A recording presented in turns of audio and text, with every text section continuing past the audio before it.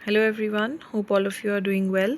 सो आज 15 जुलाई है और आज से ना जूनियर असिस्टेंट की टाइपिंग और स्किल टेस्ट जो है वो स्टार्ट होनी थी जम्मू में भी as well as in Srinagar.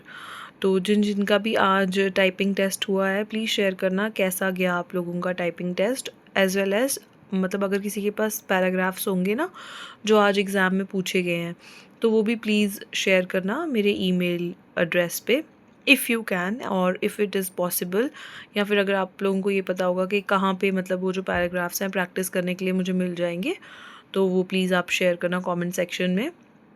और कैसा पेपर गया, मतलब कैसी डिफ़िकल्टी लेवल आ रही है वो आप शेयर करना कि कैसा था। तो यही था रिगार्डिंग जूनियर असिस्टेंट जो मुझे मतलब पूछना था कि जो जो भी आज लोग मतलब ये एग्ज़ाम देने के लिए गए थे टाइपिंग के लिए, तो वहाँ पे कैसा एक्सपीरियंस हो रहा है, मतलब कैसा लग रहा है और कैसा गया आप लोगों का एग्ज़ाम। तो उसके बाद आते हैं हम जूनियर असिस्टेंट, ये जो हाई कोर्ट का एग्ज़ाम है जो 19 को होना है, तो उसके लिए भी कुछ मतलब ऐसे इंपॉर्टेंट चीज़ें जो मैं आप लोगों को सजेस्ट करूँगी या मैं रिकमेंड करूँगी कि आपको क्या करना चाहिए। तो जैसे कि ये एग्ज़ाम भी 80 मार्क्स का है और इंग्लिश इसमें आई सपोज़ 30 मार्क्स की है।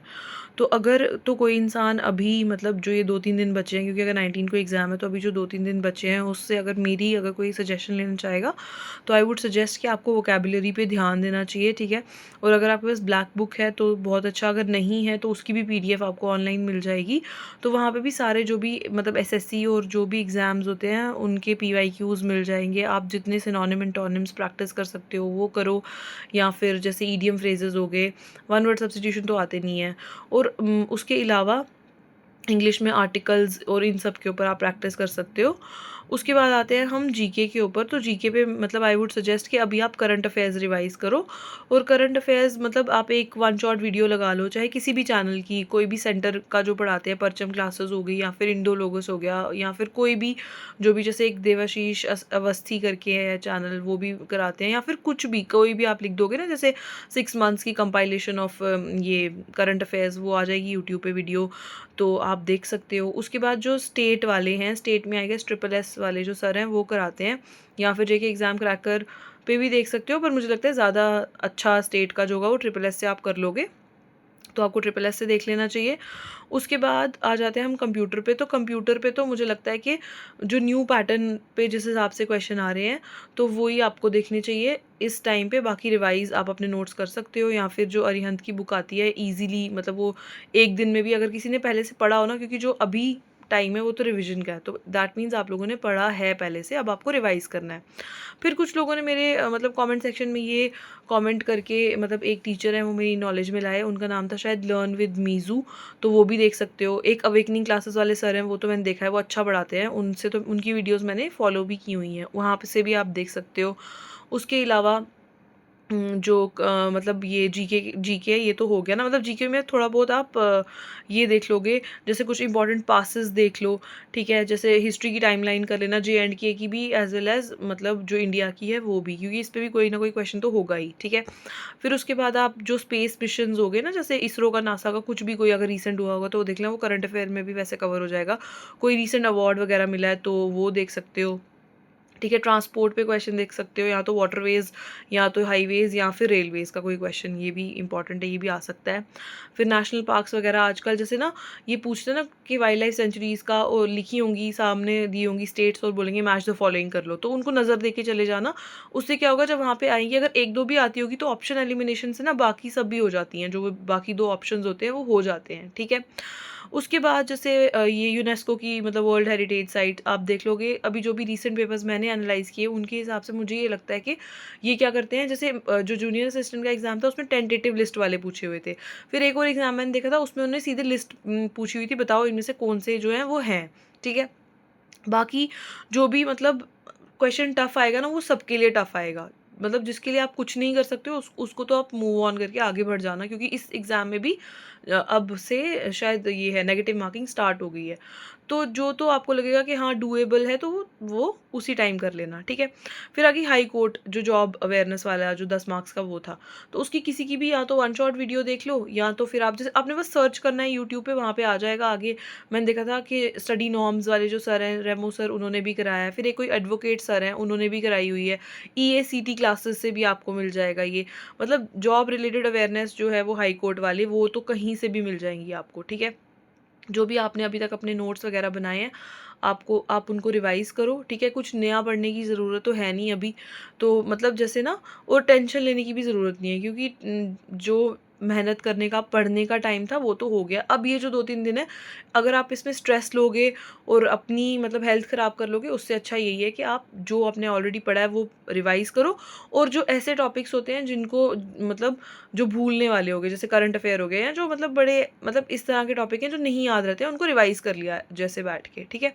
तो वो सब आप कर लो, क्योंकि मतलब अब एग्ज़ाम भी मतलब नियर बाई है, 19th को है जैसे कि ये। तो ये हो गया इन दोनों के बारे में। अब आती हूँ मैं अपनी प्रोग्रेस के बारे में, ठीक है। बहुत मैंने ज्ञान दे दिया। तो मेरी प्रोग्रेस यही है कि जो मैंने सॉइल वाला पढ़ा था, ठीक है, उसके मैंने आज MCQs किए। पहले तो मैंने कुछ MCQs मतलब यूट्यूब से भी देखे, और फिर मैंने ये जो ये फैट मैन, ये लिटिल बॉय वाली बुक है, यहाँ से भी देखे। और मैंने ये एक सोशल फॉरेस्ट्री वर्कर वाला जो क्वेश्चन पेपर था उसको प्रिंट कराया था। तो इसमें एक क्वेश्चन था सॉइल्स वाला।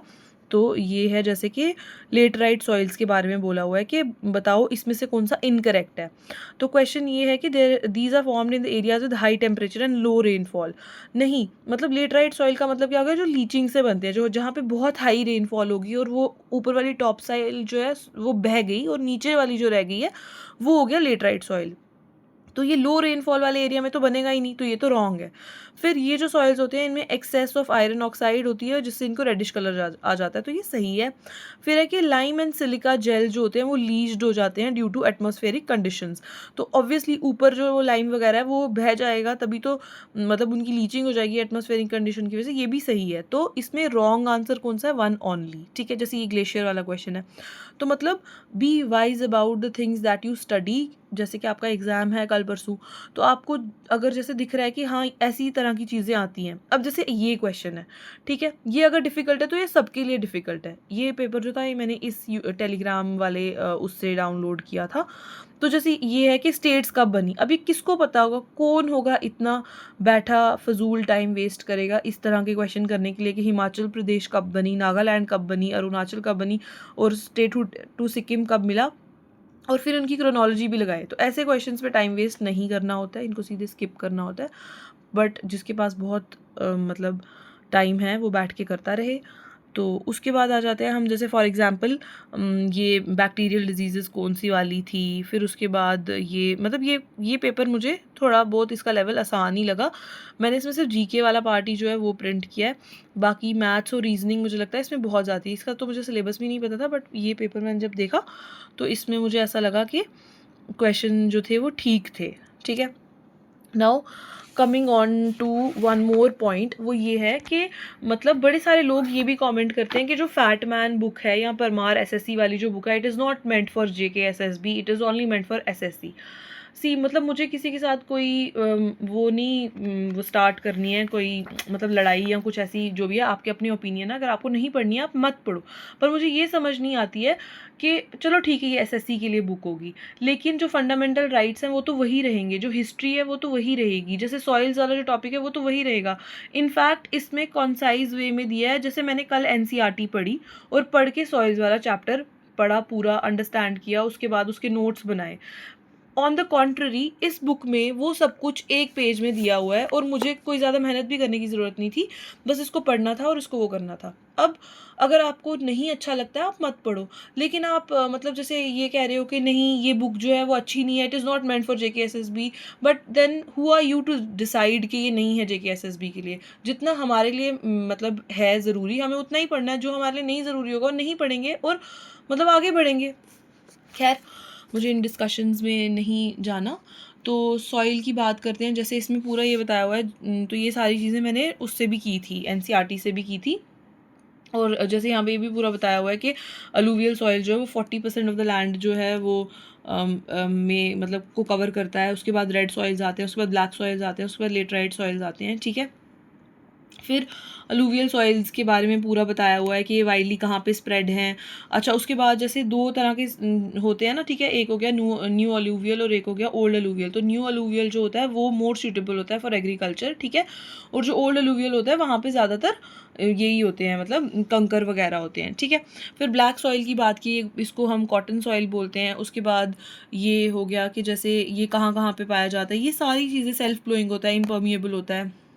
और जहाँ पे जो रेन फेड एरियाज़ होते हैं, मैंने आज एक एमसीक्यू देखा था जिसमें लिखा होता है जो रेन फेड एरियाज़ होते हैं वहाँ पे ब्लैक सॉइल अच्छा माना जाता है, इन द सेंस कि जब बारिशें नहीं पड़ेंगी उस टाइम पे इन्होंने ये, क्योंकि क्या करते हैं जैसे थोड़ा सा पानी भी इनको मिलता है तो ये लोग उसको अब्जॉर्ब कर लेते हैं, ये वाला सॉइल जो होता है उसको अब्जॉर्ब कर लेता है, और उसके बाद ये वो जो अब्जॉर्ब वाटर होता है वो उस मतलब क्रॉप की ग्रोथ के लिए यूज़ करता है।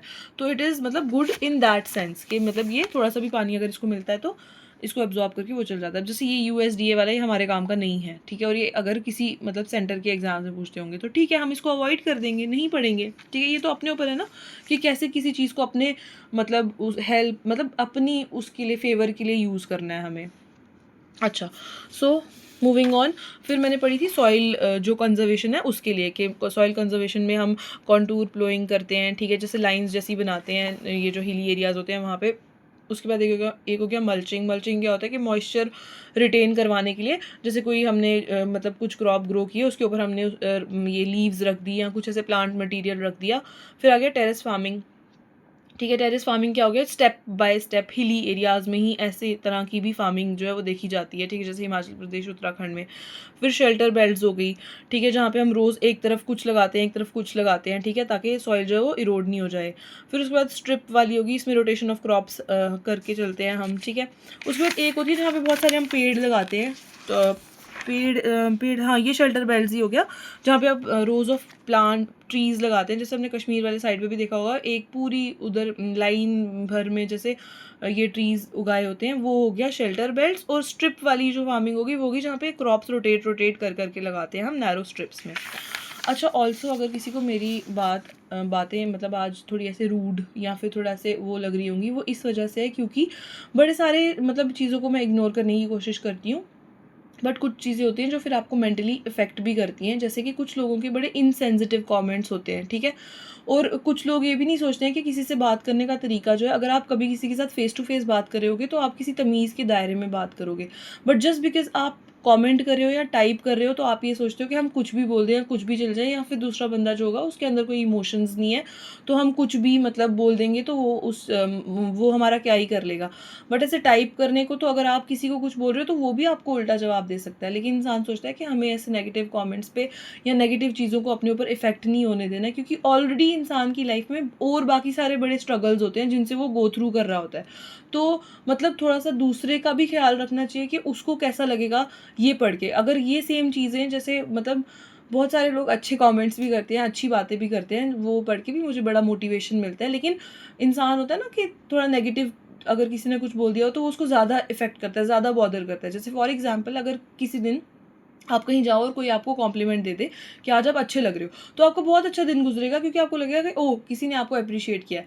बट वही अगर कोई आपकी थोड़ी सी भी मतलब वो निकाल दे तो आपको ये भी एक और मतलब एक और डिस्कशन का वो हो गया कि आप किसी की वैलिडेशन पे जी रहे हो। नहीं, ये वैलिडेशन की बात नहीं है, ये इतनी सी बात है कि ठीक है अगर आप किसी को नहीं अप्रिशिएट कर सकते हो, नहीं आपको अच्छा लग रहा है तो आप उस चीज़ को देखो ही मत।